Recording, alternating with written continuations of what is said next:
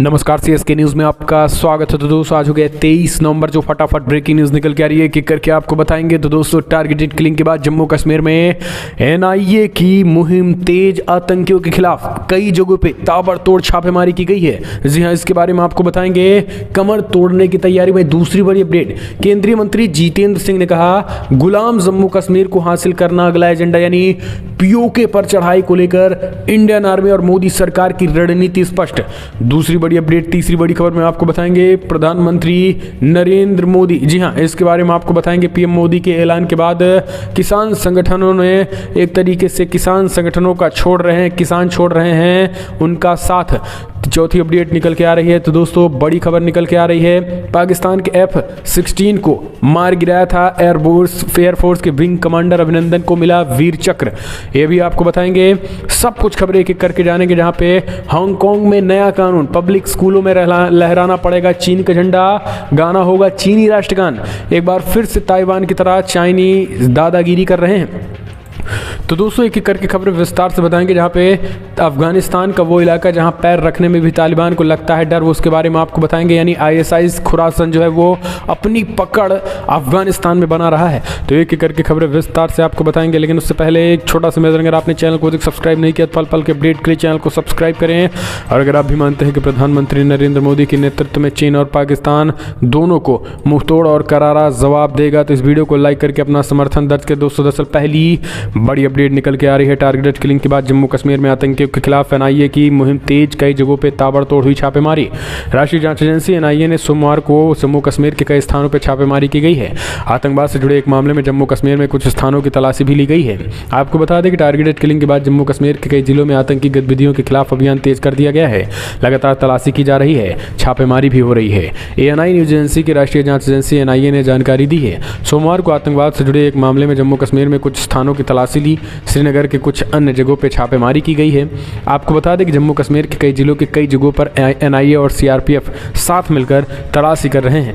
Agency के सूत्रों की माने तो आतंकवाद रोधी जांच एजेंसी प्रतिबंधित आतंकी संगठन जमात इस्लामी के वरिष्ठ सदस्यों से जुड़े परिसरों की तलाशी ले रही है।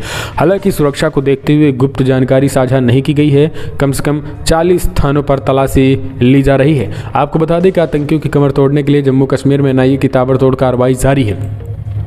एक और अपडेट लेते हैं। तो दोस्तों आखिरकार पीओके पे चढ़ाई को लेके मंत्री केंद्रीय जितेंद्र सिंह ने किया बड़ा ऐलान। जम्मू कश्मीर यानी गुलाम पीओके पर भारत प्रधानमंत्री मोदी की है अगली रणनीति। आर्टिकल 370 34 से 35 से राम मंदिर के बाद पीओके लेना भारत की प्राथमिकता। जी हाँ, आखिरकार पूरा खुलासा हो गया और पाकिस्तान में हड़कंप मच गया है।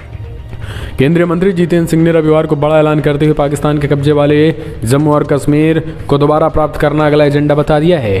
पीओजे के विस्थापितों को समर्थित मीरपुर बलिदान दिवस कार्यक्रम को संबोधित कर रहे थे। उन्होंने कहा है कि जिस नेतृत्व में धारा 370 को खत्म करने की क्षमता और इच्छा शक्ति है, वो पाकिस्तान के अवैध कब्जे से पीओजे को फिर से हासिल करने की क्षमता रखता है। दोस्तों दिल्ली में रविवार को मीरपुर बलिदान दिवस के उपलक्ष्य में आयोजित कार्यक्रम में जितेंद्र ने कहा है कि फिलहाल पहले ये कहा जाता था कि मोदी सरकार जम्मू कश्मीर से आर्टिकल 370 को कहीं नहीं हटा सकती थी। यह लक्ष्य हासिल किया गया और अब गुलाम कश्मीर को वापस लेकर रहेंगे। मीरपुर बलिदान दिवस 25 नवंबर को मनाया जाता है। पाकिस्तान ने 25 नवंबर 1947 को जम्मू कश्मीर के मीरपुर कोटली पर कब्जा कर हजारों लोगों की हत्या कर दी थी। तब हजारों लोग पलायन कर जम्मू कश्मीर में आ गए थे। मारे गए लोगों को इस बलिदान दिवस पर हर वर्ष श्रद्धांजलि दी जाती है। दोस्तों आपको बता दें कि इस बीच पीओके को लेने को लेकर भी ये तैयारी की गई। अगली अपडेट, साउथ चाइना सी टकराव के बीच सी जिनपिंग बोले छोटे पड़ोसी देशों के साथ दबंगई नहीं करेगा चाइना। दोस्तों आपको बता दें चीन के राष्ट्रपति सी जिनपिंग ने दक्षिणी चीन सागर को लेकर चल रहे टकराव के बीच उन्होंने कहा कि उनका देश दक्षिणी पूर्वी एशियाई पे प्रभुत्व हासिल नहीं करेगा और ना ही अपने छोटे पड़ोसियों के साथ दबंगई करेगा। सी ने सोमवार को दक्षिणी पूर्वी एशियाई राष्ट्र संघ आसियान के 10 सदस्यों के साथ ऑनलाइन सम्मेलन के दौरान कही है। दोस्तों आपको बता दें इस तरीके से चाइना का जो धर्म परिवर्तन हुआ है, इस तरीके से हृदय परिवर्तन हुआ है। ये दरअसल में चाइना के खिलाफ जिस तरीके से साउथ चाइना सी में अमेरिका, ऑस्ट्रेलिया, जापान और भारत का जो क्वाड के जो बड़े पैमाने पे नेवीज इकट्ठा हो रहे हैं, उसके बाद से चाइना का ये हृदय परिवर्तन हुआ है। दरअसल आपको बता दें कि ताबड़तोड़ कार्रवाई की जा रही है और ताबड़तोड़ कार्रवाई के बाद ये बड़ा ऐलान किया गया है। इस बीच आपको बता दें कि तब जाकर चाइना को आखिर ये कहना पड़ा कि साउथ चाइना सी यानी दक्षिणी चीन सागर में हम छोटे देशों को परेशान नहीं करेंगे। तो अब आप समझ लीजिए ये है भारत और क्वाड की स्ट्रेटजी। जापान ने फिर से क्वाड देशों की बैठक बुलाई है, तब जाकर चाइना को आखिरकार ये कहना पड़ा है। हम चलते हैं एक और अपडेट लेते हैं। दोस्तों बड़ी खबर निकल के आ रही है, आपको बता दें बिग ब्रेकिंग, अमेरिका और चाइना के रिश्ते में नरमी के आसार नहीं, ट्रंप की सख्त बीजिंग नीति को आगे बढ़ा रहे हैं बाइडन। दोस्तों अमेरिका और चीन के बीच तनाव के कम होने के फिलहाल कोई आसार नजर नहीं आ रहे हैं। रिपोर्ट्स के मुताबिक बाइडन प्रशासन ने भी डोनाल्ड ट्रंप की सख्त बीजिंग नीति को आगे बढ़ा रहे हैं और इस एशियाई देश के साथ साथ आमने सामने की प्रतियोगिता में खड़ा हो गया है। हांगकांग पोस्ट ने एक रिपोर्ट में कहा है कि बाइडन प्रशासन चीन को वैश्विक प्रतिद्वंदी की तुलना में अधिक जोखिम वाले प्रतियोगी के रूप में देखा जा रहा है। अमेरिकी राष्ट्रपति जो बाइडन और चीनी राष्ट्रपति शी जिनपिंग पिछले हफ्ते एक वर्चुअल शिखर सम्मेलन में शामिल हुए थे। दोनों नेताओं के बीच मंगलवार को 3.5 घंटे तक मुलाकात हुई है। बैठक के दौरान बाइडन ने चीन द्वारा मानवाधिकारों के उल्लंघन और बीजिंग के व्यापार नीति के बारे में बातचीत की गई थी। व्हाइट हाउस ने बयान में कहा है कि राष्ट्रपति बाइडन ने शिनजियांग, तिब्बत और हांगकांग में मानवाधिकारों के उल्लंघन पर व्यापक रूप से चिंता जताई है। तो दोस्तों लगातार चाइना और इन लोगों के बीच टकराहट की बात निकल के आ रही है। एक और अपडेट लेते हैं। तो दोस्तों बड़ी खबर निकल के आ रही है, जहां पे सत्ता सम्मेलन यूपी, जी हाँ, महमूद मदनी बोले मुसलमानों ने अपनी पसंद से भारत में रहना पसंद किया है, जिन्ना तो हमारा जनाजा पढ़कर गए थे। दोस्तों आपको बता दें जमीयत उलमाए के अध्यक्ष मौलाना महमूद मदनी ने यूपी के पूर्व सीएम अखिलेश यादव के जिन्ना वाले बयान पर किनारा करते हुए मुसलमानों से जिन्ना के आइडिया को रिजेक्ट किया। उन्होंने कहा है कि हम लोगों को बाई चांस नहीं बल्कि बाई चॉइस इंडियन हैं, हमने इंडिया को चुना है, इंडिया जिन्ना के मुसलमान को जनाजा पढ़कर गए थे और इसलिए जिन्ना और भारतीय मुसलमानों के बीच कोई भी संबंध नहीं है। हम चलते हैं एक और अपडेट लेते हैं। दोस्तों आपको बता दें मिला है वीर चक्र का पुरस्कार। जी हाँ, दरअसल आपको बता दें F-16 को मार गिराया था अभिनंदन वर्धमान विंग कमांडर को मिला वीर चक्र पुरस्कार। राष्ट्रपति रामनाथ कोविंद ने सोमवार को एयरफोर्स के ग्रुप कैप्टन अभिनंदन वर्धमान को वीर चक्र से सम्मानित किया गया है। अभिनंदन को यह सम्मान पाकिस्तान के खिलाफ अदम्य साहस के प्रदर्शन के लिए दिया गया है। तत्कालीन विंग कमांडर अभिनंदन ने अपने MiG-21 प्लेन के जरिए उड़ान भरा, न सिर्फ पाकिस्तानी एयरफोर्स के विमानों को भारतीय सीमा में घुसने से रोका बल्कि पाकिस्तानी फाइटर प्लेन F-16 को मार गिराया था। अभिनंदन ने अपने साहस और शौर्य से पूरे देश को गौरवान्वित किया था। तो दोस्तों वीर चक्र मिला। अगली अपडेट। तो दोस्तों पाकिस्तानी राष्ट्रीय सुरक्षा सलाहकार ने उगला जहर, पीएम मोदी की हिटलर से की तुलना। दरअसल पाकिस्तान के बड़बोले राष्ट्रीय सुरक्षा सलाहकार मोईद यूसुफ ने भारत और मोदी के खिलाफ जहर उगला है। पाकिस्तानी NSA ने भारत पाकिस्तान रिश्तों पे कहा है कि पीएम मोदी हिटलर के बाद दुनिया के सबसे बड़े फांसीवादी नेता हैं। उन्होंने कश्मीर के मुद्दे पे पाकिस्तान में एकजुटता नहीं बनने पे चिंता जताई है।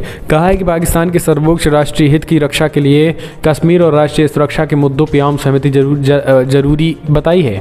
मोईद यूसुफ ने कश्मीर पर भी जहरीला बयान दिया है। दावा किया है कि मानवाधिकारों का उल्लंघन हो रहा है और एक निजी चैनल से बातचीत में मोईद ने कहा है कि देश में आंतरिक और बाह्य खतरों का सामना करने के लिए सरकार आम सहमति और संवाद पर भरोसा करती है।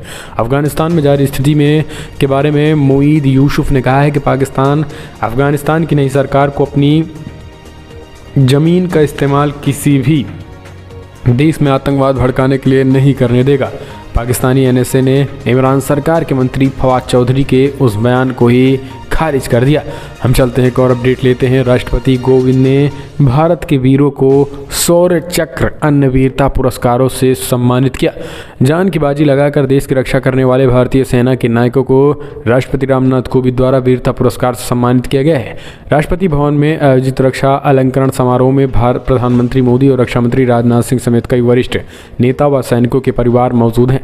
इस मौके पर भारतीय सेना की पंजाब रेजिमेंट के सिपाही ब्रजेश कुमार के साल 2018 में जम्मू कश्मीर में एक ऑपरेशन के दौरान A++ श्रेणी के आतंकवादी को मौत के घाट उतारने के लिए मरणोपरांत शौर्य चक्र प्रदान किया गया और उनकी पत्नी श्वेता कुमारी ने नम आंखों के साथ राष्ट्रपति कोविंद से ये पुरस्कार प्राप्त किया है।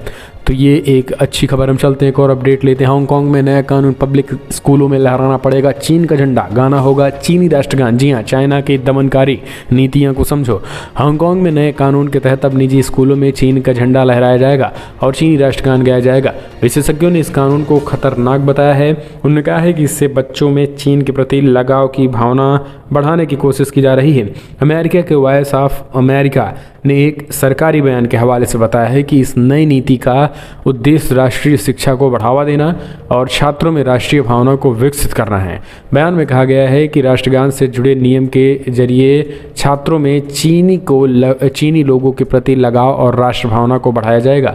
हांगकांग के अगले साल की शुरुआत में सभी निजी किंडरगार्टनर, प्राथमिक और माध्यमिक विद्यालय को प्रत्येक स्कूल दिवस पर राष्ट्रीय ध्वज प्रदर्शित करना होगा और हफ्ते में एक बार राष्ट्रगान गाने के साथ साथ ध्वजारोहण समारोह आयोजित करना होगा।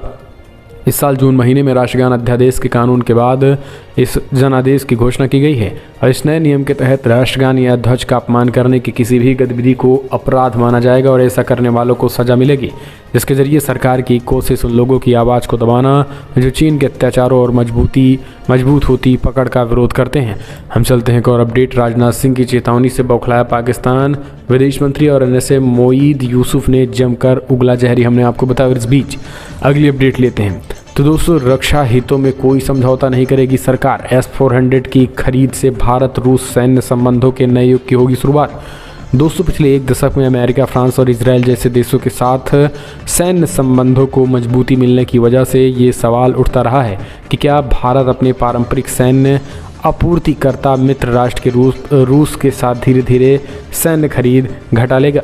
वैसे भारत ने अमेरिका के विकृति तने होने के बावजूद जिस तरीके के एंटी मिसाइल सिस्टम S-400 की खरीद रूस से की, उससे साफ है कि भारत सरकार अपने रणनीतिक हितों से लेकर कोई समझौता नहीं करने वाली है। इसके बावजूद जिन लोगों को कुछ संदेह हैं, उन्हें अगले महीने प्रधानमंत्री मोदी और राष्ट्रपति व्लादिमीर पुतिन के बीच होने वाले शिखर बैठक में जवाब मिल जाएगा। हम चलते हैं एक और अपडेट लेते हैं।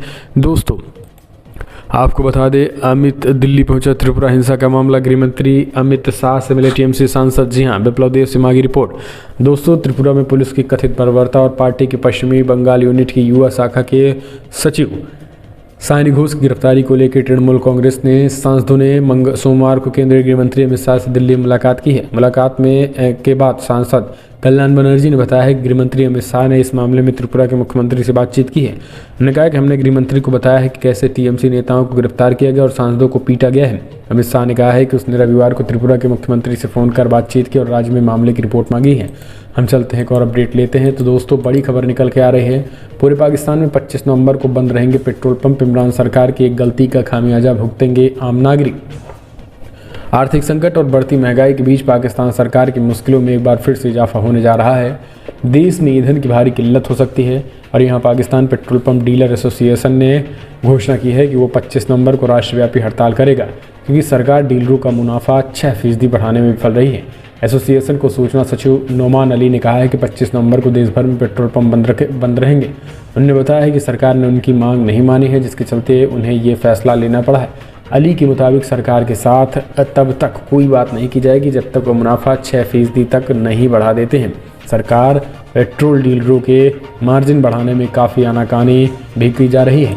हम चलते हैं एक और अपडेट लेते हैं। दोस्तों, बड़ी खबर, US अमेरिका में क्रिसमस परेड के दौरान बड़ा हादसा, लोगों को रौंदती हुई निकल गई तेज SUV कार। तो दोस्तों, लगातार देश दुनिया में इस तरीके के हालात हैं। हम चलते हैं एक और अपडेट लेते हैं। अफगानिस्तान में गहरा रहा मानवीय संकट। जी हाँ दोस्तों, दरअसल तालिबान ने अमेरिका से की संपत्ति अनफ्रीज करने की मांग। दोस्तों, तालिबान के कब्जे के बाद अफगानिस्तान में मानवीय संकट गहराता जा रहा है। देश के बिगड़ते हालात को कार्यवाहक विदेश मंत्री आमिर खान मुत्ताकी ने अमेरिका में अफगानिस्तान के केंद्रीय बैंकों की संपत्ति को तुरंत जारी करने का आह्वान किया है। टोलो न्यूज़ की रिपोर्ट के अनुसार मुत्ताकी ने कहा है कि अमेरिका अब अफगानिस्तान के साथ युद्ध में शामिल नहीं है और अफगान संपत्ति को फ्रीज करने का उसका कोई औचित्य नहीं है। ऐसे में संपत्ति को फ्रीज करने का क्या कारण बनता है? तो दोस्तों, आपको बता दें कि मानवीय संकट लगातार खराब होता चला ही जा रहा है। फिलहाल हम चलते हैं एक और अपडेट लेते हैं। तो दोस्तों, बड़ी खबर निकल के आ रही है। आपको बता दें, JP नड्डा पहुंचे हैं UP और जीत का मंत्र, गोरखपुर में जीत का मंत्र दिया और कहा है कि भाजपाई जो केसरिया हो जाएगी लाल टोपी। लाल टोपी वाले भी केसरिया हो जाएंगे। जो कभी ना लगवाते थे, वैक्सीन न लगवाने की बात कह रहे थे कोरोना की, वो वैक्सीन भी लगवाए और जल्द ही लाल टोपी केसरिया भी हो जाएगी। एक तरीके से भारतीय जनता पार्टी जो है वो यूपी में विधानसभा। हम चलते हैं एक और अपडेट लेते हैं दोस्तों। अमेरिकी राष्ट्रपति जो बाइडन की समिट फॉर डेमोक्रेसी में शामिल हो सकते हैं प्रधानमंत्री नरेंद्र मोदी। पीएम नरेंद्र मोदी के अमेरिका के राष्ट्रपति जो बाइडन के समिट फॉर डेमोक्रेसी में हिस्सा लेने की उम्मीद है। अधिकारियों ने इस बात की पुष्टि करते हुए कहा है कि सरकार को 9-10 दिसंबर के बीच वर्चुअली इस सम्मेलन में भाग लेने का निमंत्रण मिला है। शिखर सम्मेलन में व्हाइट हाउस की घोषणा के अनुसार पीएम मोदी की भागीदारी आमंत्रित 100 से अधिक देशों के नेताओं के साथ हो सकती है। समिट में देश और विदेश में लोकतंत्र और मानवाधिकारों की रक्षा के लिए व्यक्तिगत और सामूहिक प्रतिबद्धताओं को शामिल करने की उम्मीद है। बाइडेन ने अपनी चुनावी अभियान के दौरान शिखर सम्मेलन का वायदा किया है, जो ये भी चाहते हैं कि शिखर सम्मेलन में हिस्सा लेने वाले देश अमेरिका के मुख्य प्रतिद्वंदी चीन और रूस को एक संदेश भेजें। इस समिट में रूस और चीन शामिल नहीं होंगे। हालांकि दोनों ही कम्युनिस्ट देश खुद को लोकतंत्र के रूप में संदर्भित करते रहे हैं, लेकिन आपको बता दें कि प्रधानमंत्री मोदी शामिल हो सकते हैं समिट फॉर डेमोक्रेसी में, क्योंकि लोकतांत्रिक मूल्यों को दुनिया भर में बनाए रखना बेहद जरूरी है। हम चलते हैं एक और अपडेट लेते हैं दोस्तों। पाकिस्तान को रक्षा मंत्री राजनाथ सिंह ने कहा मुंह तोड़ और करारा जवाब देंगे। तिल मिलाए पाकिस्तान बोला आक्रामकता का जवाब देने का हम भी तैयार। दोस्तों, भारत के रक्षा मंत्री राजनाथ सिंह ने बीती दिनों एक बयान में पाकिस्तान को जमकर फटकार लगाई थी और कहा था कि अगर वह बात नहीं आया तो उसे ये नया और मजबूत भारत मुंहतोड़ जवाब देगा। अब पाकिस्तान और उनके इसी बयान पर आग बबूला हो गया है। पाकिस्तान ने कहा है कि राजनाथ सिंह का बयान गैर जिम्मेदाराना और उकसाऊ है। पाकिस्तानी विदेश मंत्रालय के प्रवक्ता ने कहा है कि उनका देश भारत की आक्रामकता का जवाब देने के लिए पूरी तरीके से तैयार है। पाकिस्तान ने यह भी कहा है कि जिम्मेदारी से काम जो करेगा और शांति को बढ़ावा देगा। पाकिस्तान विदेश मंत्रालय ने बयान जारी किया है जिसमें उन्होंने कहा है कि भारत के रक्षा मंत्री ने के पाकिस्तान को धमकी देने वाले गैर जिम्मेदाराना, भड़काऊ और निराधार बयान को खारिज करता है। हम चलते हैं और अपडेट लेते हैं। आपको बिग ब्रेकिंग निकल के आ रही है तो दोस्तों, क्वाड की दूसरी बैठक जापान में होने जा रही है। चीन की नाक के नीचे जुटेंगे दुनिया के कई दिग्गज। दोस्तों, द क्वाड्रिलेटरल सिक्योरिटी डायलॉग की दूसरी बैठक सितंबर 2022 में जापान में आयोजित की जाएगी। इस बैठक में भारत, अमेरिका, जापान, ऑस्ट्रेलिया के राष्ट्राध्यक्ष प्रत्यक्ष रूप से हिस्सा लेंगे। जापान के विदेश मंत्री योशिमासा हैयाशी ने कहा है कि उन्हें उम्मीद है कि जापान सितंबर 2022 में अमेरिकी, ऑस्ट्रेलिया और भारत के नेताओं के साथ अगले क्वाड शिखर सम्मेलन की मेजबानी करेगा। दरअसल जापान के फूजी टीवी चैनल को दिए इंटरव्यू में योशिमासा हैयाशी ने कहा है कि इस साल बैठक सितंबर में हुई थी। चूँकि इसे अब से सालाना आयोजित करने का निर्णय लिया गया, इसलिए मुझे विश्वास है कि अगली बैठक भी सितंबर में होगी। हैयाशी ने कहा है कि क्वाड पार्टनर्स देशों ने अभी इस आयोजन का समन्वय करना शुरू किया है। हालांकि आयोजन स्थल या इसके लिए सटीक तारीखों पर अभी तक कोई निर्णय नहीं किया गया है। हम चलते हैं एक और अपडेट लेते हैं। तालिबान का नया धार्मिक फरमान, महिला एक्टर वाले टीवी सीरियल किए बंद किए जाएं। जी हाँ, अफगानिस्तान के तालिबान प्रशासन ने रविवार को नए इस्लामिक दिशा निर्देश जारी कर दिए गए हैं, जिनके मुताबिक देश में टेलीविज़न चैनलों पर सीरियल या डेली सोप में महिला एक्ट्रेस नहीं दिखाई जा सकती हैं। दोस्तों, अफगान मीडिया ने जारी किए गए इस तरीके के पहले निर्देश में कहा गया है कि महिला टीवी जर्नलिस्ट अपनी रिपोर्ट पेश करते समय हिजाब पहनेंगी। यह आदेश अफगानिस्तान के ministry for the promotion of words and prevention of voice की ओर से जारी किया गया है। मंत्रालय ने टीवी चैनलों के ऐसी फिल्में या कार्यक्रम दिखाने से भी मना किया है जिनमें पैगंबर मोहम्मद या अन्य सम्मानित शख्सियतों को दिखाया गया है। मंत्रालय के प्रवक्ता हकीफ मुहाजिर ने समाचार एजेंसी एफपी से कहा है कि यह नियमित नहीं बल्कि धार्मिक दिशा निर्देश है। नए दिशा निर्देशों को रविवार को सोशल मीडिया पर शेयर किया गया है। हम चलते हैं एक और अपडेट। पाकिस्तान के 63 हिंदू परिवारों को कानपुर देहात में बसाएगी योगी सरकार। मकान और नौकरी के साथ दिए जाएंगी सुविधाएं। दोस्तों, 50 साल से मेरठ के हसनापुर में रह रहे पूर्वी पाकिस्तान के 63 हिंदू बंगाली परिवारों को अब रसूलाबाद के भैसैया गाय के मजरा महन नागर में बसाया जाएगा। रविवार को अपर मुख्य सचिव मनोज सिंह ने मौके पर पहुंचकर जमीन देखी। उन्होंने रसूलाबाद के गेस्ट हाउस में बैठक कर अफसरों को पूरी कार्य योजना समझी। शरणार्थियों के लिए रोजगार के भी इंतजाम किए जा रहे हैं। दीगर है कि 11 नवंबर को मुख्यमंत्री योगी आदित्यनाथ ने कैबिनेट बाई सर्कुलेशन में इन परिवारों को नए सिरे से पुनर्वास का प्रस्ताव किया है। नए परिवारों को खेती के लिए 2-2 करोड़ और घर बनाने का 200 वर्ग मीटर जमीन दिया जाएगा। साथ ही मकान बनाने के लिए मुख्यमंत्री आवास योजना से पैसे भी दिए जाएंगे। हम चलते हैं अगले अपडेट लेते हैं। दोस्तों बड़ी खबर, दिसंबर 23 में पूरा हो जाएगा अयोध्या में भव्य राम मंदिर, विश्व हिंदू परिषद के केंद्रीय उपाध्यक्ष चंपत राय का ऐलान। दोस्तों विश्व हिंदू परिषद के केंद्रीय उपाध्यक्ष और श्री राम जन्मभूमि तीर्थ क्षेत्र न्यास के महामंत्री चंपत राय ने कहा है कि विश्व हिंदू परिषद ने अपने स्थापना काल में जिन कार्यों का जिम्मा लिया उन्हें तन मन से पूरी निष्ठा के साथ पूर्ण किया है। अयोध्या में राम मंदिर का निर्माण भी उनमें से एक है। अयोध्या में राम मंदिर की बुनियाद तैयार कर ली गई है, उनके ऊपर ही राम मंदिर का निर्माण जल्द ही प्रारंभ होगा। दिसंबर 23 तक अयोध्या में भव्य राम मंदिर का निर्माण पूरा हो जाएगा। चंपत राय रविवार को सरस्वती शिशु मंदिर में विश्व हिंदू परिषद के धर्म रक्षा निधि समर्पण कार्यक्रम को संबोधित कर रहे थे। उन्होंने कहा है कि हिंदू समाज के आराध्य श्री राम के मंदिर निर्माण से पूरा भारत एक सूत्र में बंध जाएगा। विश्व हिंदू परिषद के वार्षिक क्रियाकलापों पर प्रकाश डालते हुए कहा है कि विश्व हिंदू परिषद समाज सेवा के अंतर्गत गौ रक्षा, एकल विद्यालय, अनाथालय, गरीब बच्चों के लिए निःशुल्क चिकित्सा व्यवस्था, वेद विद्यालय, स्वास्थ्य शिक्षा, माताओं बहनों को आत्मनिर्भर बनाने के। तो दोस्तों फिलहाल बड़ी खबरों में इतना ही, लेकिन अगर आपको वीडियो पसंद आए तो लाइक करें, शेयर करें। पल पल के अपडेट के लिए चैनल को सब्सक्राइब करना ना भूलें। इस वीडियो में इतना ही। जय हिंद, वंदे मातरम।